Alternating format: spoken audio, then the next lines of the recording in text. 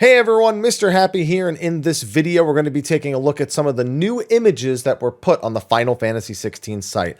I say on the 16 site, I had to go to the JP site for this because for some reason the character page for the North American one is 404 not found. Pretty much all of these, like story, character battle, they were all 404 not found on the NA site. So I assume that those will be updated and have these images and text that's been, properly translated and not Google translated. But for this video's sake, whether or not they release the fixed version before I put this out, it's the same thing. So it doesn't really matter all that much. But we've got some new images to look at. We've got some character descriptions. And there's something that I noticed in, a couple of the trailers that I definitely want to point out as well.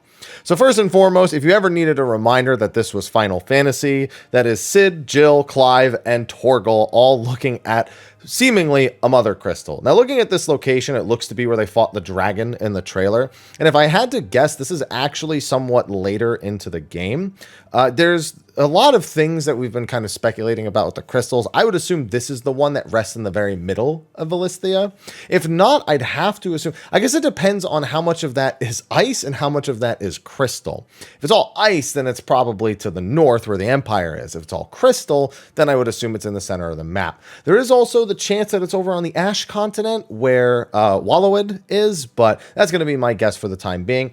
And Cid, who looks like he's going to have a massively important role in the story based on his description, based on looking back at the old trailers, now that we know about him, is going to be phenomenal. Now, some of these other images, I believe were already here, but the images and their orders are not 100% set. So it's like this. This is in two of the trailers, actually. This is at the end of the Dominance trailer, I believe, and also in, I guess, a little bit more emotional of a version of it was in the most recent trailer from the TGAs, yeah, the Game Awards. And then we have Ifrit. This is a classic one. This is definitely the one from the Dominance trailer, but we've also seen this scene a million times over.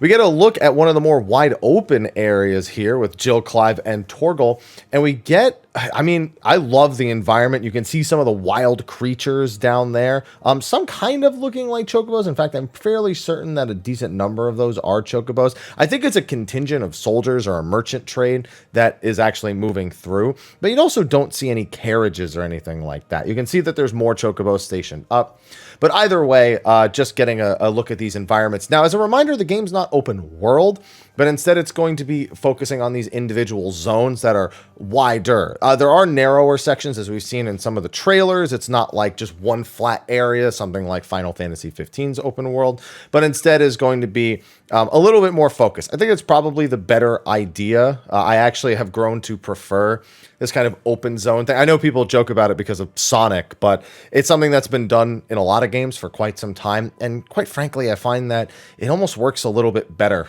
than just a pure open world, completely seamless. So hoping to get to explore this, please release a demo. That's all I'm saying. Shiva from the trailer, this exact scene has been used in a couple of different trailers. Odin fighting Bahamut, also from the Dominance trailer. We have this scene. Notice that it says he's fighting Sleipnir, so this has to be Barnabas in some way, because Sleipnir is Odin's horse. Very clearly not fighting a horse right at the second. So I think that's Barnabas in full armor accompanying Sleipnir, and Sleipnir being fought as a boss. I hope they're just not using it as like a random name for like an enemy here. But either way, it looks like they're in like kind of a cinematic scene right here. Limit break gauge barely full, level 33, some basic stuff. Then we get to this next scene, and this one is up against some enemies called Fallen Hunters. Interesting design. I get kind of like an angelic or light spawned covenant almost. Maybe if I could see them more clearly, I'd recognize the models from something else. But you can see a couple of things. For one, you can see the actual Fallen Hunters, the health bars. We can also see just general UI elements having more of a potion cap, 3 strength tonic, 6 potions. So still in line with some of the other things we've seen. Other than that, though, only 2 limit break gauges. We're still not 100% sure how the limit breaks are going to factor into everything. There's been very little information about them, but that's it. Then we get this scene with what looks to be, this is Collateral Judgment. So this is Ramuh. It's obvious it's Ramuh. He's on Ramuh. The Ramuh's at the bottom right. But it looks like this would probably be a limit break. This would probably use one of the gauges. It looks like he's gaining gauge right here, like little white section.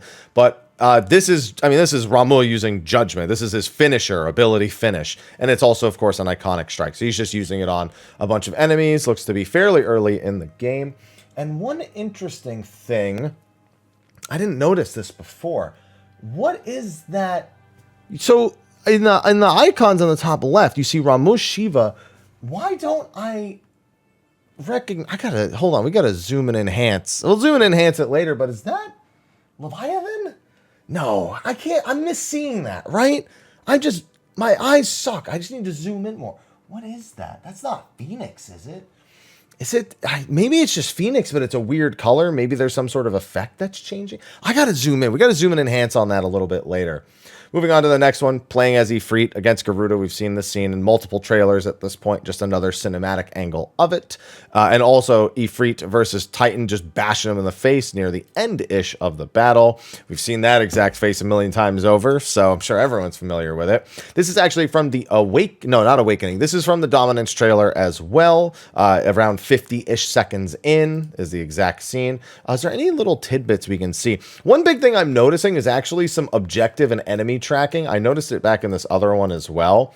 In a couple of them, you can see that's an objective on the map that's being pointed to. You can also see enemies, and like when there's an enemy off screen that's unleashing an attack, you can see kind of like a danger reticle.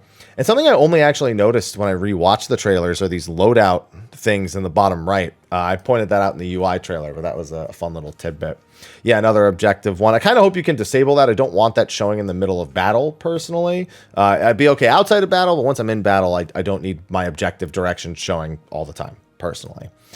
Then we go. Then we have these scenes. You have that from Dominance. This also from Dominance fighting the Coerl. This is when he freezes it and then goes ahead and starts using Ramuh skills. One of the more confusing aspects of the trailers, because we never see him actually access the Ramuh skills, but we do see the other button presses happening in the bottom right. So it's left a lot of questions about using other icons while you have certain icons equipped. Is that the one? So this is actually the one where he doesn't have Ramuh equipped. So you can see Phoenix, you can see Garuda and Shiva. I think that was another confusing thing about that. I'd have to go back and rewatch the Dominance trail. But yeah, that is definitely not Phoenix. I wonder if that's like Mist Dragon. Because it's just I don't recognize it. And I don't think it's Bahamut. I don't think Bahamut's neck looks like that. So I'll need to take a look closer.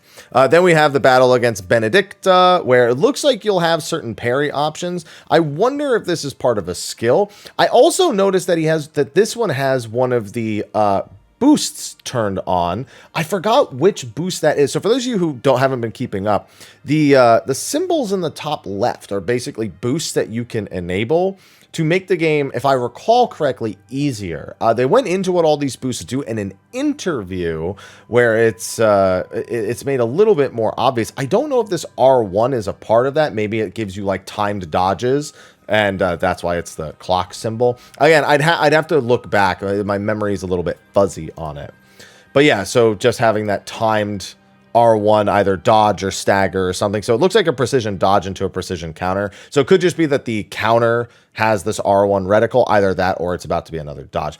Now we do see a similar reticle here, but we also have two different boosts turned on. I believe one of them is auto evasion, and I think the other one, I keep forgetting what the sword one is. I think it's just increased damage or something like that. But either way, we do get a couple of other really important tidbits. I'm kind of blocking one of them, but I don't think we've seen this prior.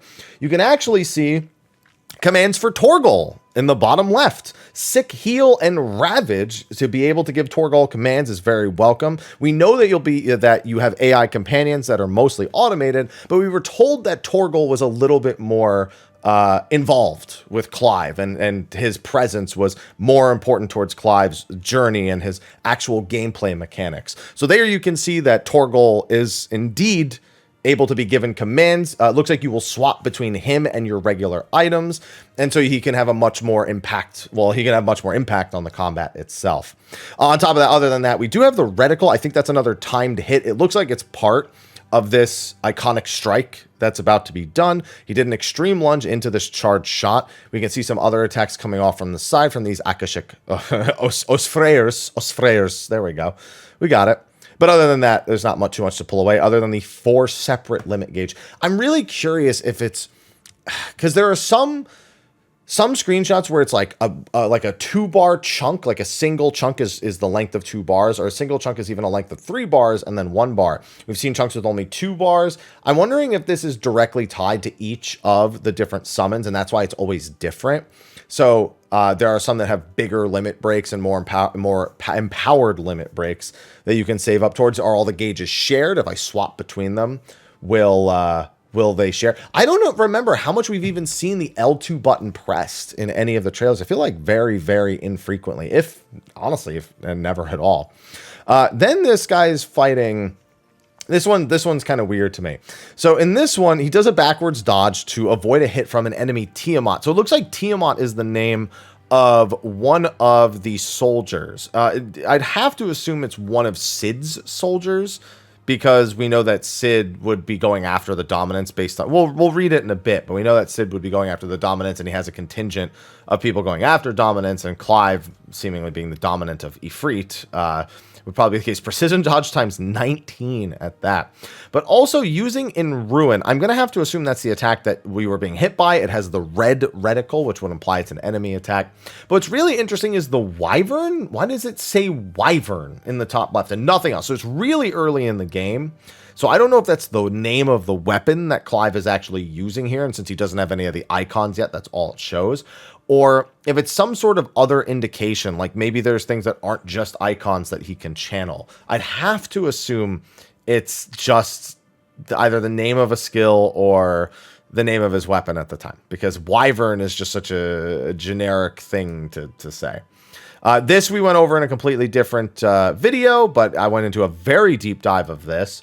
And then we have sending a command. It looks like Torgal being commanded to use Ravage on a Bighorn, which is a very familiar model from Final Fantasy XIV. And other than that, Precision Sick. You know, maybe if I just read the thing on the right. Yeah, this is just the Sick command. And he's getting a big chunk of that booty, dealing a little bit of stagger damage and going after him. So I think those are all the new images we technically... Oh, no, we do have one more. Night of the Dying Sun, and it looks like Sid is doing a special attack. I guess the only question is, did you initiate this? Is there a command that initiated this? Or is Sid helping as part of a cutscene? I'm going to assume Sid is helping as part of a cutscene in this case. They're whipped into the air, and he's also just striking them down. We actually do see this in the most recent trailer very briefly, but without the UI elements.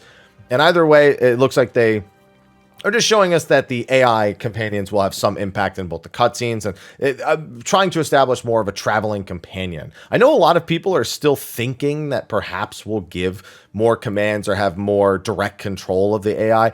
They've been pretty clear that you'll be controlling Clive pretty much the whole time. And now we have Torgal, of course, being issued commands, so getting a bit more information on that.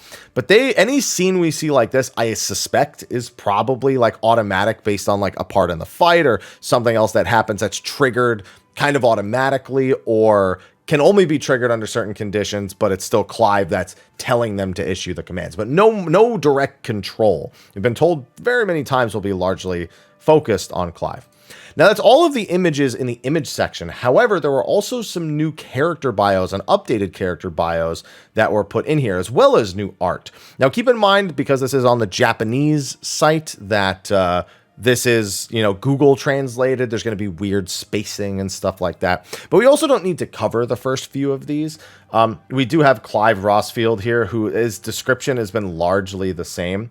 However, we have the new art of him in his older format as opposed to the kid version that we used to have on the site. But yeah, all of this is otherwise pretty much the same descriptions we've been going over for months. Same with Joshua here. Talks about how he is the dominant of Phoenix. However, and his uncertainty and everything. I like the Google Translate. So it's like, he's friendly to treat people without discrimination. He prefers calligraphy to Takeshi and believes that his brother Clive should have housed the Phoenix rather than his sickly self. I don't like carrots. Joshua, like Clive, is embroiled in a great tragedy. What a place to say I don't like carrots. How did I not notice that? The first, Google Translate. Is it Google Translate telling me it doesn't like carrots? I'm going to assume Joshua just really wants us to know he doesn't like carrots. What a mistranslation. What a weird thing. Oh, man.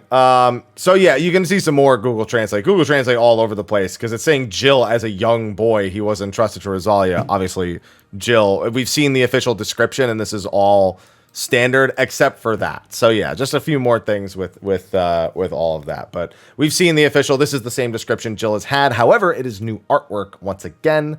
And she, of course, is now confirmed. This is the new thing. Awakens as the dominant of the summoning beast Shiva. We've been figuring this for ages. Honestly, it's been considered an obvious detail, but Jill, you know, that's what we expected. That's what we get. Then we have Torgal. By the way, I haven't been pointing this out with the new artwork. You can swap between the artworks on the site. I guess I should have probably been pointing that out the whole time, but I was just pointing out that we have the new art because yeah, we have Torgal as a puppy, which look at him, look at. And then Torgal as a wolf. Like Jill, a wolf with origins in the northern part of the continent is Torgal. Clive and Joshua's father, Elwyn, brought back Torgal, who had been separated from the herd during a northern expedition and grew up in the Rossfield family. Torgal, who escaped the great tragedy of his childhood, is eventually reunited with Clive and becomes a reassuring companion to accompany him on his grueling journey. And yes, you can pet the dog if you haven't watched the trailer. Now this, for a lot of people, was the big drop, in that we now know that Sid, now full name Sidolphus Telamon, or Telamon. I don't think that's how it translates completely properly in English, but it's something close to that. If not, that is it. He is the dominant of Ramuh. And we've seen this character in multiple trailers. We knew that this character was the dominant of Ramuh, but we didn't know he was this game's Sid. I'd actually seen a few people speculating that, so shout out to you if you did speculate that. I thought it was reasonable. He just says, a quote, people can be people regardless of their status. I want to create such a place. That's it. Which, that falls in line with his description. It is Sid or Sidolphus who advocates for the realization of a place where everyone dies as a man and leads an organization that protects the persecuted bearers and the dominants who are at the mercy of the government. On the other hand, of the continent, he is also active in various fields, including research on the Black Belt, which I'd assume is actually kind of the plague. It's the what's it called? Oh man, my brain is melted from everything that's been happening the past few days. Yeah, it's I can't remember what it's called. If I pull up the English site, it still says it, but you know what I'm talking about. It's the sickness that's basically destroying the world. Sidolphus, who is also the dominant of the summoned beast Ramuh, once belonged to the Wallowed Kingdom and seems to be acquainted with Benedicta. So we assumed he was part of Wallowed, and we were correct. He's just left. He just isn't a part of it anymore. He just doesn't. He's not about that life. Now, fun little tidbit about Sid. We've probably heard his voice, and we've actually seen him in trailers before we even saw a full image of him. I couldn't help but recognize his garb, and so I pulled this up, and this is an image from the Ambition trailer that came out, about a month and a half back at this point. And that is undoubtedly Sid's arm. Now, the trailers do go into how transforming constantly damages them. They're kind of losing a piece of themselves every time to transforming. But I do wonder if this is that, or this is the sickness that's sweeping the entire land. The thing that the mother crystals are largely pushing back against, and what's driving most of the conflict in this game. So he's not doing so hot, I guess, is really my point at the end of it all. So Sid probably not going to have the most glorious of endings. Well, probably a glorious ending, but one that I don't think everyone is technically prepared for. I also think Sid speaks in the Dominance trailer, but it sounds a lot more like Barnabas. If what he says sounds like this, I want to unite the Dominants to bring an end to the strife. That doesn't really, like, Barnabas in one trailer doesn't sound like anything like that. It just wouldn't even be possible for that to be Barnabas, given how kind of enraptured in war he is. It's possible he maybe thinks that or says that or does something that indicates that at some point, but that sounds much more like a Sid line. So I guess we'll just have to see. That's the Dominance trailer at 106. It sounds so much like the English Barnabas than not Sid. So it is what it is. Benedicta, we've seen her description many a time, also from Wallowed. She's also after the Dark Ifrit, and then Hugo, who's been in every trailer as well. So Benedicta, Hugo, and even Dion, who we got a little bit more information after the last trailer, who is the dominant of Bahamut. And yeah, here's Barnabas, who is the dominant of Odin. Yeah, going back to that Sleipnir thing, that he's holding his helmet here, that's the same helmet in the thing. So you are fighting Sleipnir, but Barnabas is taking part in that battle as well. Sleipnir is really big, so I'm curious to see how that battle goes. Granted, we've seen the giant Odin fight, so it's not really that much of a surprise. But yeah, some of this is, yeah, like Dion and Barnabas were added in the last time they did an update, so nothing too fancy there. Book instead of pre-order. I need to book it. I need to book my copy of Final Fantasy 16. Yeah, other than that, the story and battle sections haven't changed too much, if I'm recalling. I believe that they have the updated stuff that we just saw, some of the stuff I covered in the other one. But why can't I just, come on, translate? Is it translating? It's translating. Yeah, other than that, it just covers, you know, with some clips here you can see from some of the various trailers, the counters and Heatwave counter and the dashing. There's the big Odin, and then taking some screenshots and clips.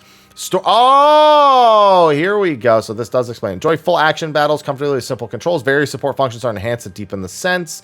Yes, this is, so these are part of the story focus buffs, which again, we were told there's a story mode, and then with these, you can enable even more things, because those are only usable in the story mode if memory serves. So you can make it even easier. Yeah, automatically dodge attacks, simple controls to activate summon beast abilities, so yeah, and then also an action focus mode where all the controls are done by the player themselves. You can switch between the two modes at any point to suit. Yeah, so it's still not all the specifics, but we were told about that. So I'm glad to see that. Enhance your abilities, and then, yeah, this is the tree. We went over this in a separate video. And of course, Torgal supporting the team, which was really, really cool to see. In the presence of friends who share the fate of the party, which they put in quotes because you don't actually control all of the individual members. And again, AI-powered auto support.